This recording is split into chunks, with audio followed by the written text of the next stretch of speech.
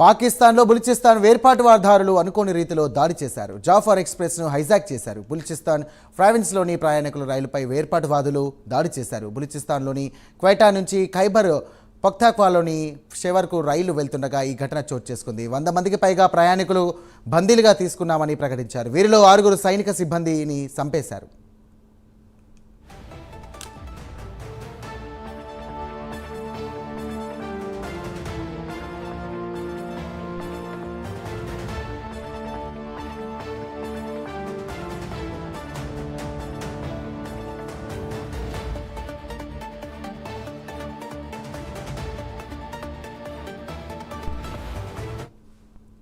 Military, police, anti terrorism force, ATF, ఏఎస్ఐకి సంబంధించినటువంటి రైల్లో ఉన్నారు. ఇక వీరంతా పంజాబ్కి సెలవుల వైపు వెళ్తున్నారు. మహిళలు, చిన్నారులు బలూచిస్తాన్ పౌరులని విడుదల చేశారు. ఇక మిలిటరీ జోక్యం చేసుకుంటే బందీలందరినీ చంపేస్తామని బలూచిస్తాన్ వేర్పాటువాదులు హెచ్చరించారు. ఈ మేరకు ఓ లేఖను విడుదల చేశారు. బిఎల్ఏ ఆత్మాహుతి దళాల ఈ ఆపరేషన్లో పాల్గొన్నాయి. Majeed, B grade, Fateh squad, ఎస్టీఓలతో పాటు ఇంటెలిజెన్స్ స్క్వాడ్ కూడా పూర్తి సహకారం అందిస్తోందని ఆ లేఖలో చెప్పారు.